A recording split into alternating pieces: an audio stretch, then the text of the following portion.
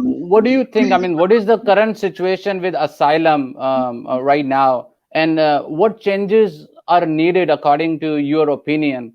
And what changes has Biden proposed?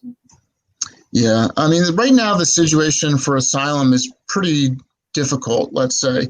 There's two ways to seek asylum. One way is affirmatively, where you file an application. A person physically present in the United States files an application with the U.S. government and asks for protection. Another way is defensively, where a person who's in the U.S. who's being deported, who is in immigration court before a judge, files an application with the judge.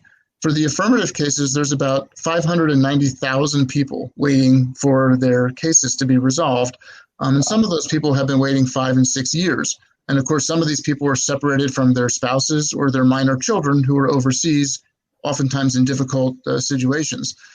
In terms of the defensive cases in court, there's about 1.3 million cases pending in the United States. Not all those cases are asylum cases. We don't know actually how many of them are asylum cases, but probably the majority of them are. So we're talking about at least 1 million people who are waiting for their cases. The Biden administration has actually been silent in terms of affirmative asylum. So we don't know what they propose or what they'll be doing. In terms of defensive asylum cases in court, the Biden administration, at least before they entered office, had proposed doubling the number of immigration judges. And that's something that the Trump administration itself had been working on. Part of the problem with the court cases is different administrations have different priorities. And when priorities change, they rearrange how these cases are reviewed. And so one case that was a priority today will become a low priority tomorrow. The result of this is that the delays have been increased exponentially. And so we have so many people now waiting for cases to be resolved. One positive development I do expect from the Biden administration is to return what's called prosecutorial discretion. And with that, basically the prosecutors in immigration court, they have the discretion to look at a case and say, this person's a grandmother, she's not a criminal, she's not a danger, she has a lot of equities, like maybe she has children and grandchildren in the U.S.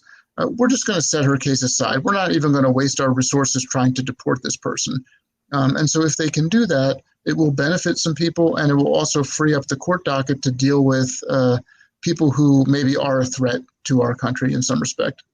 All right. So, according to your opinion, I mean, what are your suggestions to Biden and his administration, like how to resolve this asylum issues? Like, what are some of the suggestions you have for his cabinet? Yeah, I mean, one big suggestion relates to who is eligible for asylum. To win asylum, it's not just that you have a fear of danger in your home country. You have to show that you're facing danger on account of a protected reason, which currently are race, religion, nationality, political opinion, and particular social group.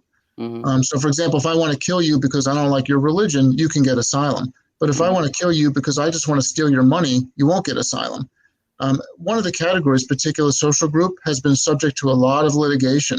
And many of the people who are seeking asylum, particularly from Central America and Mexico, fall into the particular social group category. They're afraid of domestic violence, they're afraid of gang persecution, and they face real harm. If you hear the stories of these people, they really have had tremendous problems. The question for us, though, is do we want to protect them? And if so, we need to come up with a real legal basis to do that. I mean, right now, the category particular social group has been subject to all sorts of litigation. It's really unclear exactly who qualifies. It's difficult to qualify under that category for many applicants. We just need to, as a country, make a decision. Who do we want to protect? And then if we want to protect people who are, for example, victims of domestic violence, we need to do so and make those cases move more quickly. And if we choose to let those people if we choose not to protect those people, then we need to make that decision as well. So I'm hoping that we'll take a more generous approach because these people really are facing harm.